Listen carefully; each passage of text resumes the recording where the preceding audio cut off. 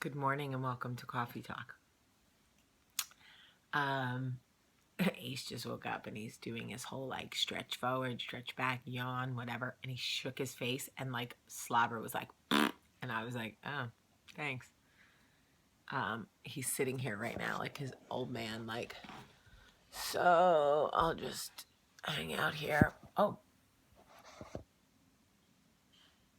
I don't know if did I just show you my boob? Oh God, I don't know if I did. If I did, I'm terribly sorry. If I did, it's a whole different video.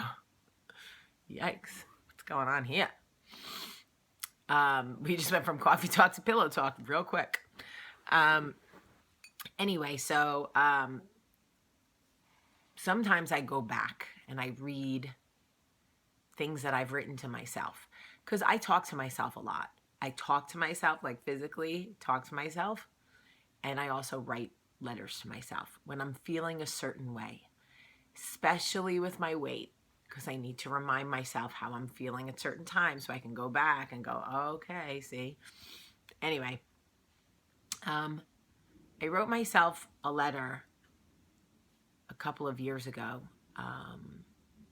when Jersey Belle was on the air, so when all this started. And I wanted to share some of the sentiment with you. It started with me feeling like semi out of control with my weight. And here's the basic sentiment. You can't have a model body but put in none of the work. It's just not possible.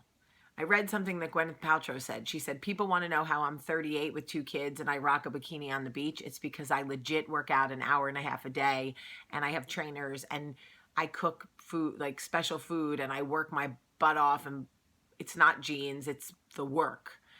She also has a lot more time than I do. I can't work out an hour and a half. I mean, I guess I could if I got up at 5 in the morning, but that's definitely not happening. But you get the sentiment. Every single thing in life, the purpose of me writing this letter to myself was every single thing in life is legitimately, you get what you put in is what will come back to you. You can't sit around and look at Facebook and feel bad about people going out and doing fun things and being social, but say no to every invitation that comes your way.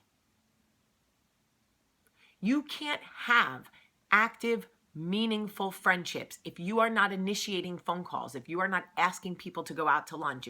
People always say to me, Jamie, you have such good friends, and I do. I have awesome friends. I went out to lunch yesterday with some of the Bells, and it was awesome to catch up and eat and pray and hug and kiss and share a glass of wine. But we put a lot of work into that. You can't have meaningful relationships if you are not giving of yourself, if you do not make time and space in your life for that. If you are the person where every time someone asks you to do something, you find an excuse, you cannot have a fun, well-balanced, meaningful social life. It's not possible.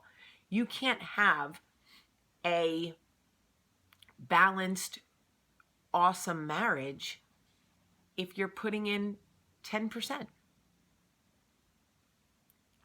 If I shut down and stopped trying when I realized that Michael wasn't going to change the things I wanted him to change overnight, we would have been married all of about 6.5 minutes. People, I feel like super, super blessed every time someone says, you and Michael give me hope.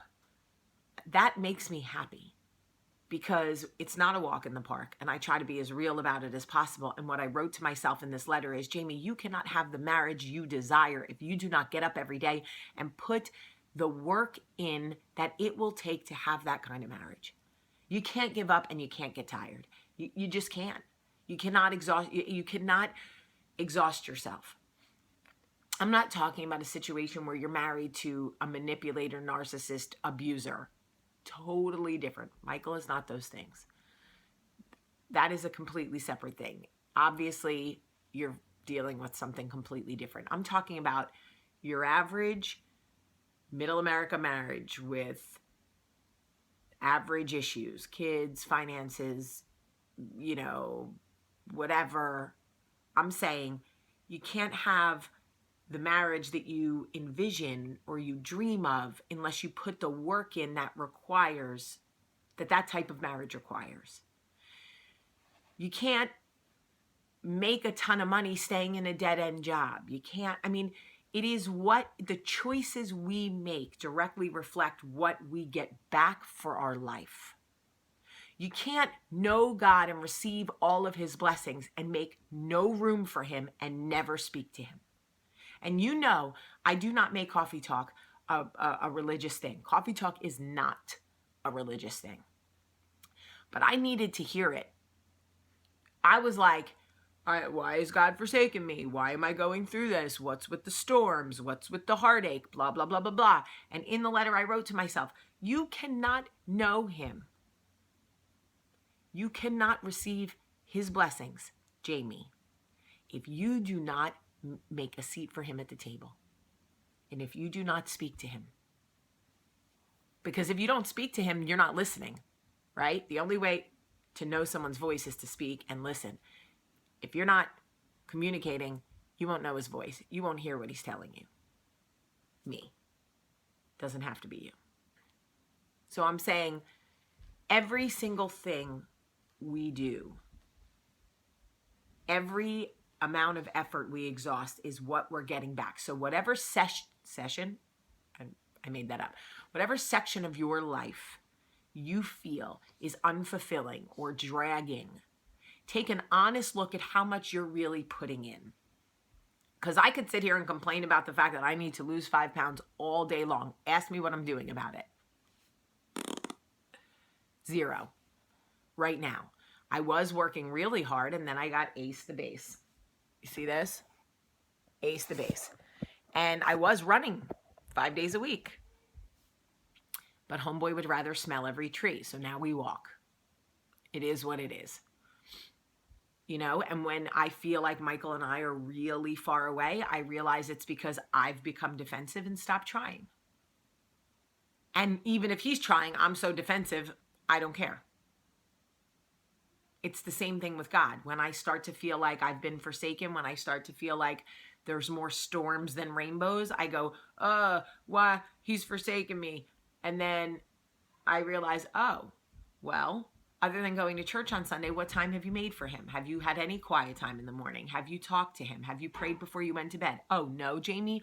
Oh, you've done none of the things that you need to do to maintain a relationship with him, yet you just want to stand there and have his blessings rain down on you. You just want God to make it rain blessings on your head, but you don't want to speak to him. It's not going to happen. It's the same thing with my kids. When they're completely unruly and nobody's listening and everybody's breaking down, and I'm like, what is happening in this house? I go, you're working late. When you get home, you're answering emails, you're on the phone. They're dying for your attention, Jamie. They miss you. You can't expect that. This isn't the sound of music. You can't clap your hands twice and they're going to come to the top of the steps. Hello, mother.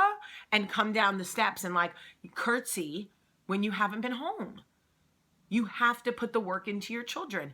They will respond to that. They miss us. They need us. I wrote this letter to myself. I should take a picture of it and put it on. I don't know that you guys want to see it, but I wrote this letter to myself to remind myself that when you, meaning me, but I'm sharing it with you, Jamie, when you are feeling like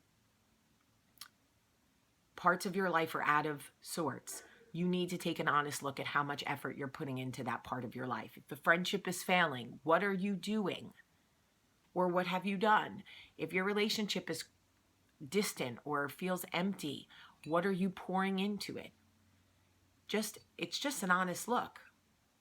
It's an honest inventory of your output so that you can take an honest inventory of your input. Okay, it is hump day. I'm working a half day today. I will be at Whole Foods in Mountain Brook, handing out magazines with my publisher today, shaking hands and saying hello to everybody from, I think, 11 to 12. So if anybody's out and about, please come say hello. I love you so much today. Have a great day.